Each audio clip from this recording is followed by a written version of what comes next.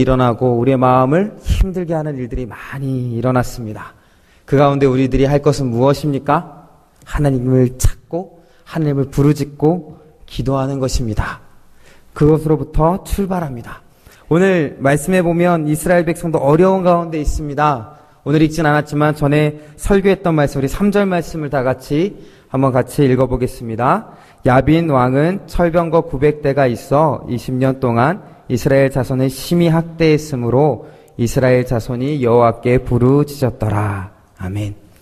900대의 철병거를 가지고 있는 이 야빈 왕을 그들은 어떻게 할 수가 없었습니다. 그 가나안 야빈에게 대적할 힘이 없었고 그들은 결국 하나님께 부르짖었습니다. 철병거 900대를 누가 상대할 것인가? 20여 년 동안 학대받고 부르짖었던 기도의 응답이 이제 곧 나옵니다. 이 3절 말씀을 지나 4절로 가면 하나님께 힘을 얻어 그 이스라엘 백성을 구원할 사람이 누구인가가 나옵니다. 과연 누가 영웅이 될 것인가? 하나님이 선택한 사람은, 하나님이 선택한 사사는 누가 될 것인가? 이러한 기대 속에 나오는 사람은 바로 4절에 있는 사람입니다. 우리 4절 말씀 같이 읽어보겠습니다. 그때에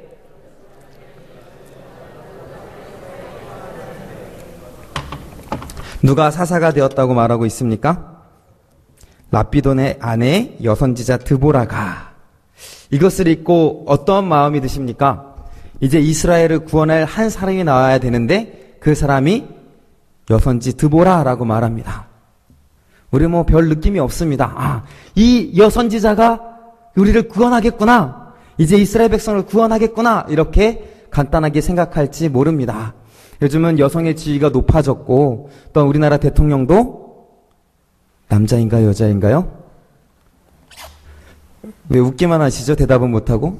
여자분이십니다. 그쵸? 이처럼 이제 여성의 지위가 많이 높아졌지만 아직도 여성들이 많이 그렇게 사회에서 다른 선진국에 비해 활동하고 있지는 못합니다.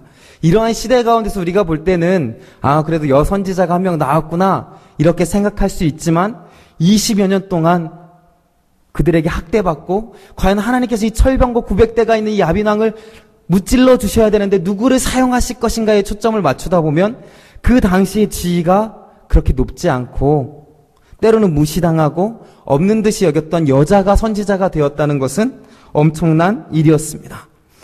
하나님께서 택하신 사람, 인간적인 방법으로는 상상할 수 없는 사람이고 이치에 맞지 않는 사람입니다. 철병거 900대를 상대하는 사사는 어느 정도 인물이 나와야 될까요? 삼손이나 좀 힘있는 지휘관이나 군대를 이끌 수 있는 사람이나 이런 사람이 나와야, 아니면 외교력이 뛰어나서 다른 나라에서 군대를 빌려올 수 있는 능력이 있는 사람, 이런 사람이면 모르겠는데 오늘 여인이 사사가 되었다라고 말하고 있습니다. 여인이라는 것을 강조합니다. 이 문법, 히브리어 문법을 보면 여성을 나타내는 문법이 계속해서 나와서 강조되고 있습니다. 한 사람의 아내이고 선지자이고 그 당시 그냥 여자의 중에 한 명이 나왔습니다. 힘 있는 남자도 아니고 이 여자를 통해서 하나님이 어떤 일을 하실 것인가, 이치에 맞지 않는 사람, 어울리지 않는 사람, 기대에 벗어난 사람이 과연 어떤 일을 할 수 있는 것인가. 우리 5절에 보면 드보라가 어떤 일을 했는지 먼저 나오고 있습니다. 5절 말씀을 같이 한번 읽어보겠습니다.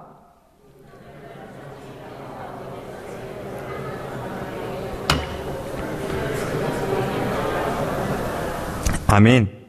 뭐라고 말씀하십니까? 그러니까 라마와 베델 사이 드보라의 종려나무 아래에 거주하였다. 그러면서 그에게 나아가 이스라엘은 재판을 받았다라고 말하고 있습니다. 이스라엘 백성이 왜 드보라에게 나와서 재판을 받습니까? 그 당시 재판은, 저 모세 시대로 올라가면 재판은 누가 했습니까? 광야에서 모세가 했습니다. 진정한 백성의 지도자가 백성을 재판하고 판결했습니다. 뒤에 5장을 보면 드보라 이야기는 4장과 5장에 대해서 이야기 나오는데 5장은 드보라와 바락의 노래로 나와 있습니다. 이 두 가지를 잘 함께 살펴보면 그 당시의 모든 것이 그림으로 아름답게 그려집니다.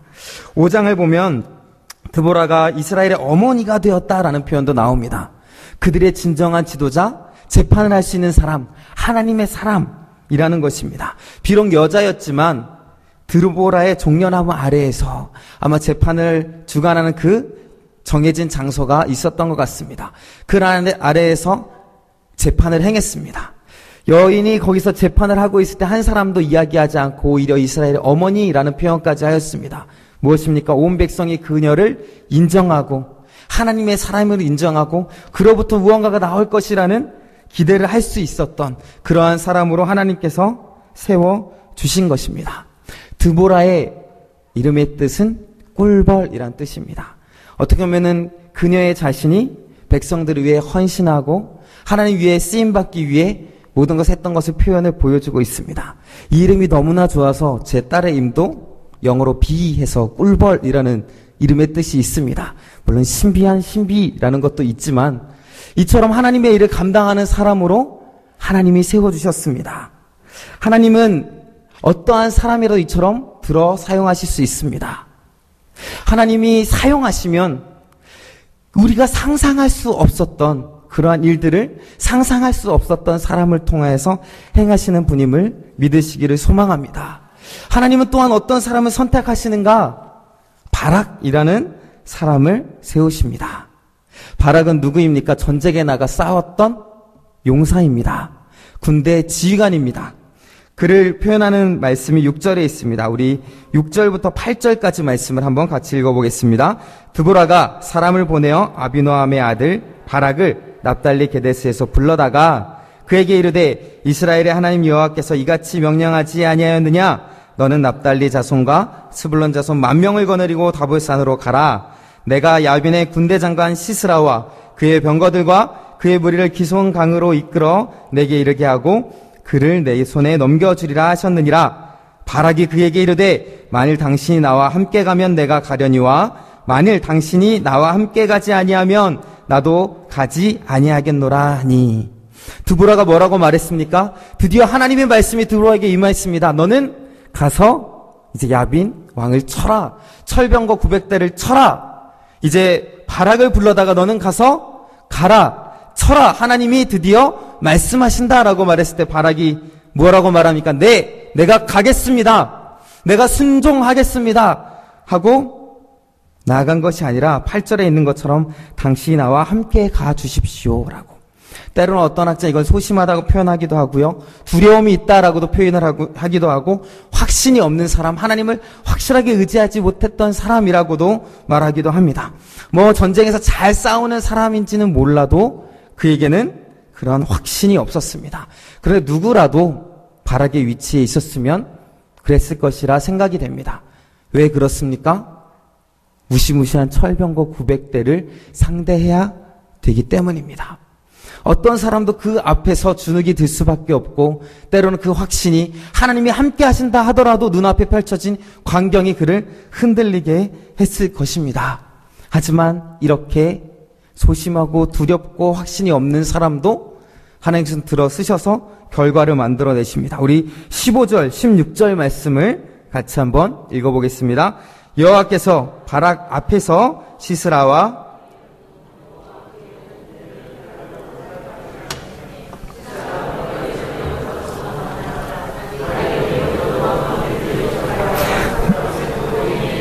시스라의 온 군대가 다 칼에 엎드려졌고 한 사람도 남은 자가 없었더라. 아멘. 이겼습니까? 졌습니까? 이겼습니다. 하나님께서 바락 앞에서 15절에 보니까 바락 앞에서 시스라와 그의 모든 병거와 온 군대를 칼날로 혼란에 빠지게 하셨다라고 나와 있습니다. 하나님께서 함께 하시니까 그의 앞에서 일을 행하셨고 그 사람도 큰 일을 이룰 수 있었습니다. 이처럼 어울리지 않는 두 사람이 하나님께 쓰임을 받아 놀라운 일들을 행하게 되는 것을 보고 있습니다. 오늘 하나님이 일을 행한 사람 한 사람이 더 나오는데 그는 더 이치에 맞지 않는 사람입니다. 야엘이라는 사람입니다.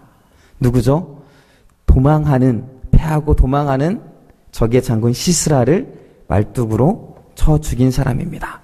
대단한 여인이다 이렇게 할 수 있지만 이 사람을 자세히 보면 더 신기합니다. 우리 17절 말씀 같이 한번 읽어보겠습니다.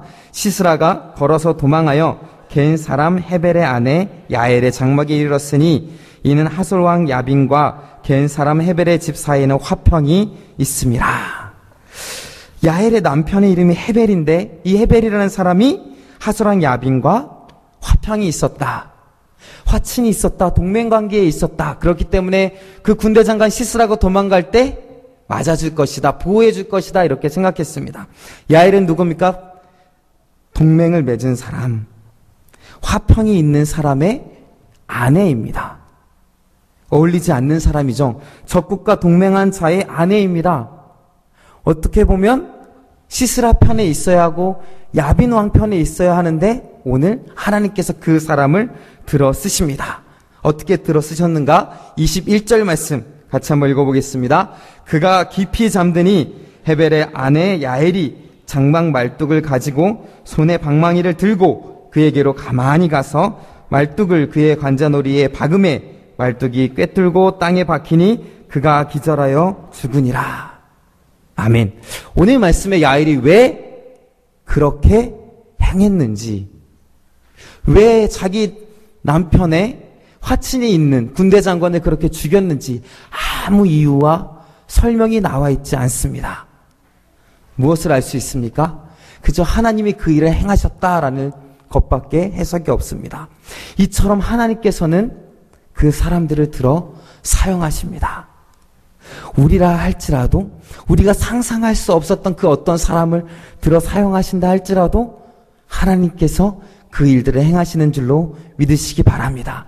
어두운 가운데서 힘들고 아픈 가운데서 부르짖으면 이처럼 하나님께서는 사람들을 사용하시고 그의 백성을 지키시는 줄로 믿습니다. 그 하나님께 부르짖는 우리가 되기를 주님의 이름으로 소망합니다. 이처럼 하나님께서 이 사람들을 사용하셔서 정말 어떻게 세상 사람들 보기에 이치에 맞지 아니하고 기대가 없던 사람들인데 그 사람들을 들어 사용하셨습니다. 하나님의 능력이 더욱더 크게 나타날 수밖에 없고 이 사람들이 행함을 통하여서 사람이 영광을 받는 것이 아니라 사람이 영웅이 되는 것이 아니라 영웅이 탄생하는 것이 아니라 하나님께서 홀로 영광 받으십니다. 각각의 인물은 하나님의 구원 성취에 봉사하는 도구로 사용되었습니다. 이 사실을 기억하시고 하나님을 의지하고 때로는 우리가 이러한 도구가 되기를 주님의 이름으로 소망합니다. 두 번째로 이 이야기를 통하여서 이 사실을 통해서 살펴볼 것은 하나님께서 싸우신다라는 것입니다. 드보라가 바락에게 무엇이라고 말했습니까? 두려워하지 말라. 하나님이 이길 것이다. 너는 가서 이제 싸우라 라고 말했습니다. 하나님이 실제로 하나님이 그들 앞서 싸우셨습니다. 사사기 5장 13절의 노래에 있는 모습을 보면 그것을 알 수 있습니다. 우리 5장 13절 말씀 같이 한번 읽어보겠습니다. 그때에 남은 귀인과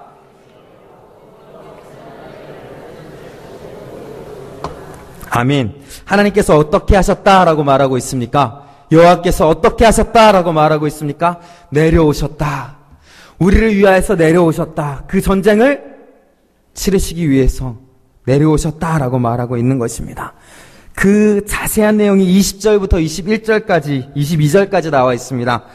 읽어보겠습니다. 별들이 하늘에서부터 싸우되 그들이 다니는 길에서 시스라와 싸웠도다. 기손강은 그 무리를 표류시켰으니 이 기손강은 옛 강이라. 내 영혼아 내가 힘있는 자를 밟았도다. 그때 군마가 빨리 달리니 말굽소리가 땅을 울리도다. 아멘.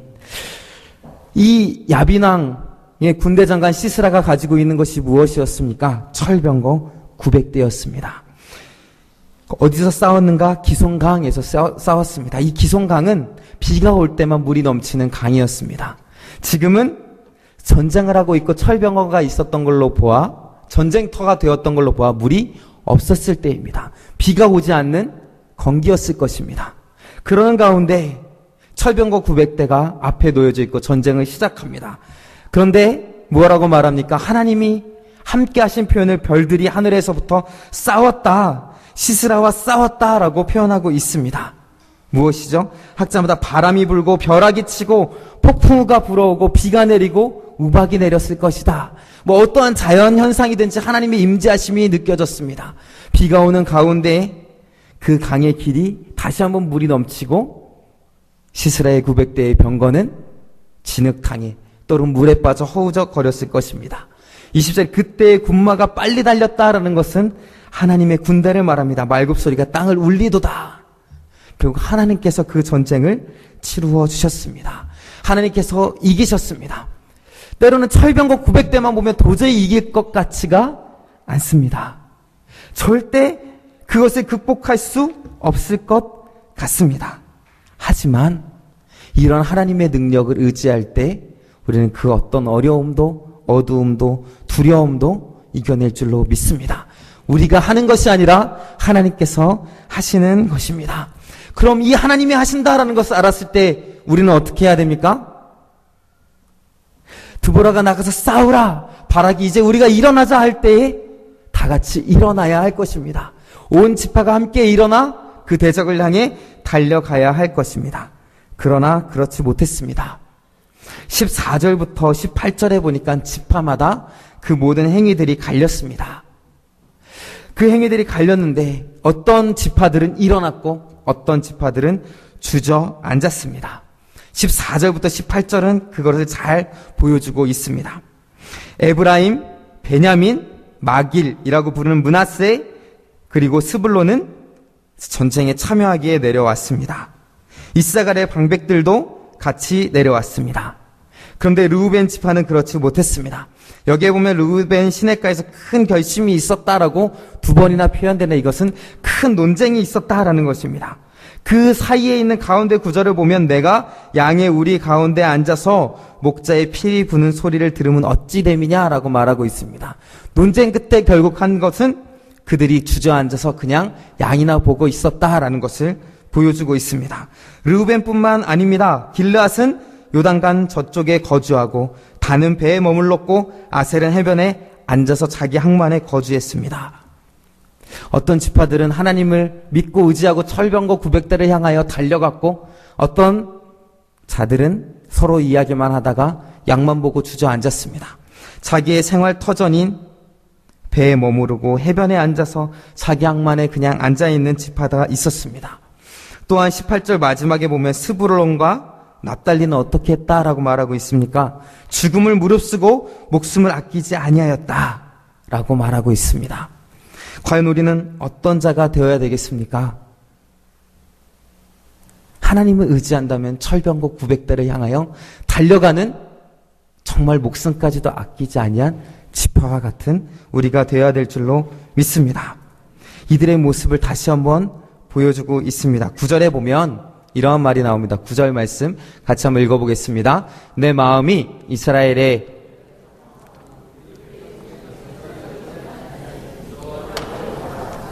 이 목숨을 아끼지 아니한 백성이 어떻게 갔다라고 말하고 있습니까? 즐거이 헌신하였다라고 표현하고 있습니다. 전쟁터에 나가는 기분이 어떨까요? 누가 즐겁겠습니까? 아무리 민족을 해방시키고 자기의 백성을 구원하는 일인다 할지라도 죽음의 두려움이 있고 과연 이길 것인가? 그것도 상대해도 안 되는 정말 무시무시한 적군 앞에서 나아가는 그 모습이 즐겁겠습니까? 마음이 어둡고 때는 어렵고 죽음의 두려움이 있을 것입니다. 그러나 그들은 하나님을 의지했습니다. 20년간 부르짖던 그 하나님께 소망을 두고 그들은 나아갔습니다. 어떻게? 즐거이 헌신하며 철병거 900대를 향하여 나갔습니다. 그러나 그렇게 나아가지 못하고 믿음이 없고 주저앉아버린 지파들에게 하나님은 이렇게 말씀하십니다. 23절 말씀 같이 한번 읽어보겠습니다. 여호와의 사자의 말씀에 메로스를 저주하라. 너희가 거듭거듭 그 주민들을 저주할 것은 그들이 와서 여호와를 돕지 아니하며 여호와를 도와 용사를 치지 아니함이라 하시도다. 아멘. 오늘 말씀은 메로스를 저주하라 라고 나와 있습니다. 성경에 한 번 나누는 단어고 이것이 무엇을 가리키는지 지금까지 아무도 모릅니다. 학자들도 전혀 모릅니다. 어떤 주석을 살펴봐도 여기는 어딘지 모르겠다. 그러나 분명한 것은 하나님 앞에 즐거이 헌신한 그들과 대조되는 사람들, 철병거 900대가 두려워서 주저앉은 사람들, 그냥 자기 먹고 살 길에 주저앉아 그것만 바라보고 있던 사람들은 하나님께 저주를 받을 것이다. 그들은 하나님의 용서를 도와 치지 아니하였다라고 말하고 있습니다. 하나님의 일에 참여하지 않은 사람들, 하나님의 백성임에도 불구하고 하나님이 하시는 일에 동참하지 아니하고 믿지 아니하고 확신을 가지지 아니하였던 사람들을 이렇게 표현하고 있습니다. 우린 어디에 서야 되겠습니까? 어느 길에 서야 되겠습니까? 우리 앞에 놓여 있는 것을 살펴보시기 바랍니다. 하나님의 백성을 괴롭히고 일어서지 못하게 하는 철병과 구백대와 같은 것이 무엇인가? 이러한 강력한 세력이 무엇인가? 이 세상에 보면 아직도 악한 것들이 너무나 많이 남아 있습니다. 이 세상에 있는 악한 세력들과 구조들, 그리고 잘못된 것을 알면서도 마치 철병과 구백대와 같이 너무 강력하게 느껴져서 우리는 손도 대지 못하고 엄도 대지 못하는 것들. 우리가 며칠 전에 일어난 세월호 사건을 통해 나타난 부조리한 것들, 정말 말도 안 되는 사실들, 그런데 부당하지만 손댈 엄두도 내지 못하고 있는 그러한 사회의 악 구조들, 언젠간 무너져야 하는데 잘못된 것인데 하면서도 내 자신마저도 그렇게 하지 못하는 것들, 각자의 책임을 다하고 정말 나를 희생하고 헌신하면서 이 사회를 하나님의 나라로 만들어야 되는데 나의 이익을 위하여서, 나의 먹고 살 것을 위하여서 마치 항구에 앉고 배에 앉아있고 양을 치는 무리들처럼 자기의 먹고 살 것만 궁리하느라 그 일을 하지 못하는 우리들의 모습이 있지는 않은지 살펴보아야 될 것입니다. 우리가 해야 될 일이 바로 이겁니다. 철병과 구백대를 향하여 나아갔던 그 이스라엘 백성처럼, 정말 바락과 드보라처럼 이제 하나님이 우리를 들어 사용하셔서 정말 하나님의 나라로 바꾸시기 원하고 정의가 넘치고 하나님의 사랑이 넘치는 사회를 만드시기 원하시는데, 때로는 우리가 두려워서 엄두가 안 나서 너무나 크고 우리가 감당할 수 없다라고 생각하여서 하지 못하는 우리들의 모습이 안타까울 뿐입니다. 이런 우리들을 통해 드보라는 이렇게 말하고 있습니다. 5장 12절 말씀 같이 한번 읽어보겠습니다. 깰지어다 깰지어다 드보라여 깰지어다 너는 노래할지어다 일어날지어다 바락이여 아비노함의 아들이여 내가 사로잡은 자를 끌고 갈지어다. 깨라라고 말하고 있습니다. 드보라가 깨어났고 바락이 깨어났던 것처럼 20년의 그 암흑기를 뚫고 일어났던 것처럼 하나님의 말씀을 듣고 그 말씀에 순종하여서 철병과 구백대를 향하여 나아갔던 것처럼 깨어나라 일어나라 라고 우리에게 말씀해주고 계신 것입니다. 이대로 주저앉을 것입니까? 이 사회는 점점 악한 사회로 가고 있습니다. 지금 현재 그리스도인들은 그냥 끌려가고 있습니다. 이 세대를 보시기 바랍니다. 하나님의 나라가 임하고 기독교인들이 살아있다면 점점 하나님의 나라로 정의가 실현되고 아름다운 나라가 될 것입니다. 근데 지금 이 사회를 보고 누가 아름다워져 가는 나라라고 말할 수 있겠습니까? 그 책임은 다른 데 있지 않습니다. 다른 어떤 책임자에게 있지 않습니다. 하나님의 사람임에도 불구하고 내 눈앞에 있는 먹고 살 길을 향해 살아가는 우리들에게 그 책임이 있는 줄로 믿습니다. 깨어나시기 바랍니다. 일어나시기 바랍니다. 기도하는 우리가 되기를 주님의 이름으로 소망합니다. 이렇게 드보라와 바락처럼 일어날 때 어떠한 일이 일어나는가? 5장 31절 말씀 우리 같이 한번 읽어보겠습니다. 여호와여 해가 힘있게 도둠같게 하시옵소서 아니라 그 땅이 40년 동안 평온하였더라. 아멘. 어떻게 된다라고 말했습니까? 철병과 구백대와 같은 악한 세력들, 우리 사회에 있는 악한 것들, 정말 마귀의 세력에 사단의 세력에 눌려있는 것들, 것들은 다 망하게 하시고 주를 사랑하는 자들은 어떻게 하시옵소서라고 말하고 있습니까? 해가 힘있게 도둠같이. 해가 뜨는 것을 보셨습니까? 바다를 가거나 산에 갈 때 해가 뜨는 것을 보면 이것이 힘있게 돋는 것이구나 라는 것을 알 수 있을 것입니다. 이렇게 느리게 떠서 언제 뜨나 라고 생각하겠지만 막상 해가 뜨기 시작하면 언제 저렇게 떴지? 그 힘이 강력하게 밝아져오는 빛과 함께 떠오르는 태양을 살펴보면 이것이 정말 살아있는 것이구나 라는 것을 우리는 느낄 수 있습니다. 주를 사랑하는 자는 다 이와 같이 될 줄로 믿습니다. 정말 악한 세력들은 다 무너지고 해가 힘있게 솟아올라 이 세상에 하나님의 정의의 빛이, 사랑의 빛이 비춰질 줄로 믿습니다. 그 빛이 점점 비춰질 때 어떻게 되느냐? 4장 마무리는 이렇게 말하고 있습니다. 4장 24절 말씀 다 같이 읽겠습니다. 이스라엘 자손의 손이 가나안 왕 야빈을 점점 더 눌러서 마침내 가나안 왕 야빈을 진멸하였더라. 아멘. 우리가 이 땅을 사는 동안 이 악의 세력을 그리스도의 이름으로 물리치고 나아갈 때에 온전히 다 그것을 멸할 수 없겠지만 마지막 때에 하나님께서 예수 그리스도를 보내주시고 예수님께서 이 땅에 임하실 때에 모든 악의 세력은 이 땅에서 진멸되고 새하늘과 새 땅이 임할 줄로 믿습니다. 그날을 바라보고 소망하며 지금 현존하는 악과 싸우며 두려움 없이 나아가며 기도하는 드보라와 바락과 같은 우리 모두가 되기를 주님의 이름으로 소망합니다. 이제 같이 기도하겠습니다. 하나님, 이 시대의 드보라와 바락이 되게 하여 주시옵소서. 깨어나게 하여 주시옵소서. 일어나게 하여 주시옵소서. 기도하게 하여 주시옵소서. 철병거 900대 하나님이 함께 하시면 그것은 아무것도 아닙니다. 하나님 한 말씀 하시면 아무것도 아닙니다. 이런 하나님의 말씀 의지하여 우리가 악의 세력에 맞서 싸워 이길 수 있도록 도와주시옵소서. 때로는 우리의 먹고 살 걱정 때문에, 때로는 조금의 그 안위 때문에 하나님 아버지 악의 세력에 무너지고, 하나님 아버지 그냥 무너졌던 지파들처럼 자신의 삶의 터전에 주저앉아 그저 하루를 보내는 우리가 아닌지는 돌아보기 원합니다. 회개하게 하여 주시고 일어나게 하여 주시고, 하나님 아버지 주님 의지하여 달려나아가는 정말 해가 힘있게 돋음같이 하나님의 빛을 세상에 전하는 우리가 되게 하여 주시옵소서. 이 시간 같이 기도하겠습니다.